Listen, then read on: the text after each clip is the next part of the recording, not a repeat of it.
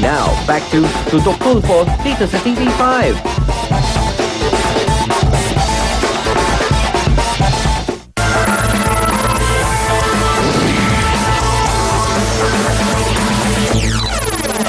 Ang lakas ng loob rin ni Angela mag-book ng trabaho sa ibang bansa.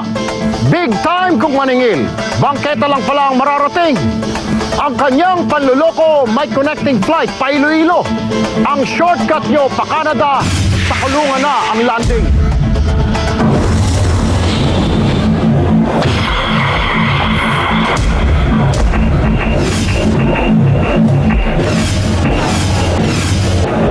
Ang pag-asang makalipad patungong Canada, mabilis na naglahong parang bula. Hindi lamang oras ang nasayang, malaking pera rin ang naisakripisyo ni Ana, Gina at iba pa nilang kasamahan para sa pangarap. Agad na naghain ng reklamo ang mga biktima sa opisina ng PNP Task Force Against Illegal Recruitment sa Campo Crame. Laban sa mga reklamong illegal recruiter na sina Angela Marie Lacson at Novema Revilla. Ayon sa tala ng POEA, hindi rehistradong empleyado ng ahensya ang dalawang recruiter. Maging ang recruitment agency na Bless Oasis na siyang magpapalakad umano sa kanila sa Canada, wala rin sa listahan ng POEA. Dahil dito, malinaw na pinaasa lamang ang mga biktima. Agad na pinlano ang entrapment operation sa dalawang manloloko. Nang araw ding yun, siya rin pakikipagkita ng mga recruiter sa mga aplikante. Isang tawag ang natanggap ni Gina mula kay Angela. Wait mo lang kami dito. Sa dito kita naigit sa win na lang. On the way, gani kami, malapit na. Okay okay. Sa isang restaurant sa Ayala, Makati, napiling makipagkita ni Angela. Sosyal, pumili ng lugar ang loko. Inihanda ang perang gagamiting pambayad ni Gina kay Angela bilang kabuang bayad sa placement fee nito. Handa na rin ang mga operatiba sa pagsukol sa kanilang target. Tumulak na ang grupo sa itinakdang lugar ng kanilang Grand Eyeball at bayaran. Pagdating sa lugar, wala pa ang target. Pumwesto na rin ang mga aplikante sa kanilang mesa. Maya-maya pa, dumating na kanilang pinakahihintay. Mukhang galante si Angela, nagpakain pa. Ilang sandali pa nang makuha ni Angela ang pera, kailangan ng putulin ng mga operatiba ang masarap na merienda. Huli na ang subject.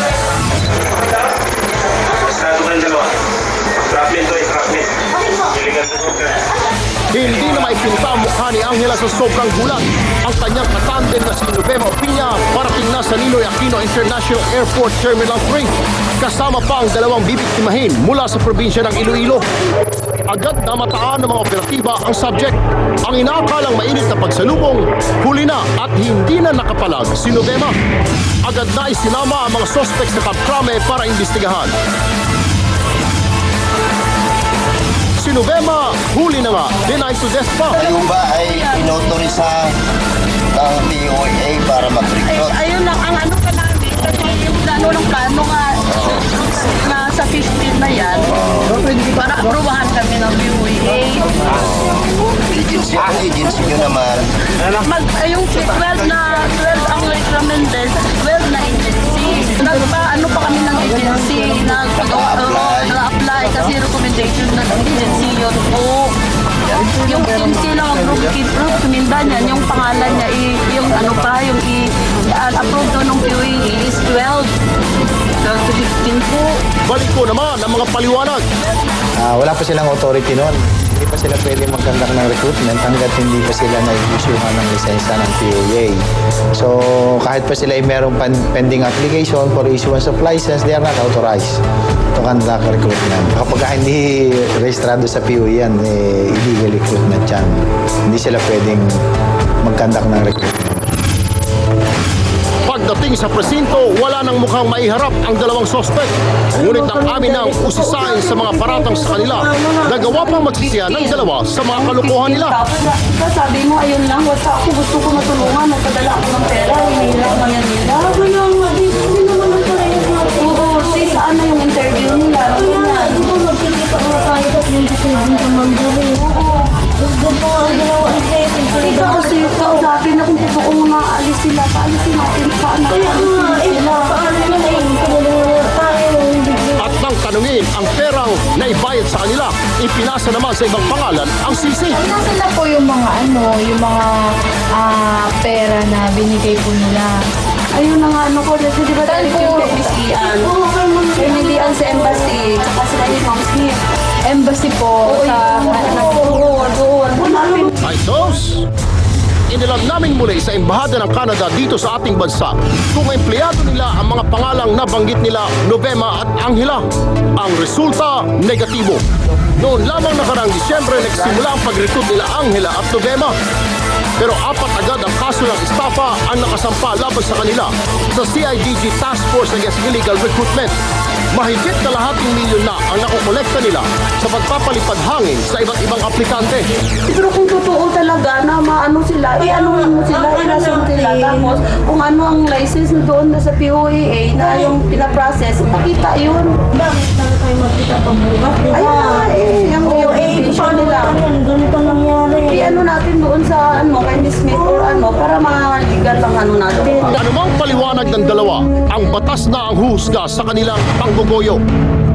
Batas na kanilang violate ay ang Republic Act 8042 as amended by Republic Act 10022 o itong tinatawag na Migrant Workers and Overseas Filipino Act.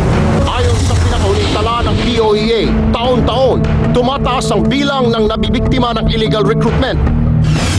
Kaya naman mahigpit din nilang paalala sa mga nag-aasang magtrabaho sa abroad. Tingnan muna nila pala yung kanilang trabaho na applyan. Alamin nila kung sila qualified. At kung sila qualified, punta sila, tingnan nila sa POEA kung lisensyado yung agency na kanilang pag-applyan. At meron talaga nung job order na nag-fit doon sa kanilang qualification. Mabigat na parusa naman ang kakaharapin nila Angela Lacson at Novema Opinia. Kinasuhan natin sila sa paglabag sa Republic Act 8042 at Article 315 o itong swindling ng Revised Penal Code. Dalawang kaso yan, illegal recruitment at estafa. Ilang kaso na ng illegal recruitment ang nasolusyonan ng Tutok Tulfo. Paulit-ulit at ganito ang lagi ang sistema. Mga illegal recruiter, dahil nga mga biktima nagnanais makapagtrabaho sa abroad, paano ba matutugunan o malaman na illegal recruiter? Unang-una sa lahat, kung ang inyong kausap, lagi na lang kayo nagmi-meeting sa mga fast food chain, sa mga kalsada, magduda na. Ikalawa, pag nagbayad ka ng pera at walang resibo namang maibibigay, magduda ka na. Para sa mga biktima ng dalawa, wala mang kasiguruduhang may babalik pa ang kanilang pera, masaya naman silang nakamit ang hustisya sa panlulokong sinapit nila at makapagbigay babala na rin sa mga muntik ng pabiktima. Tutukan, 77 taong gulang na lola, binawian ng buhay sa kamay ng sariling apo.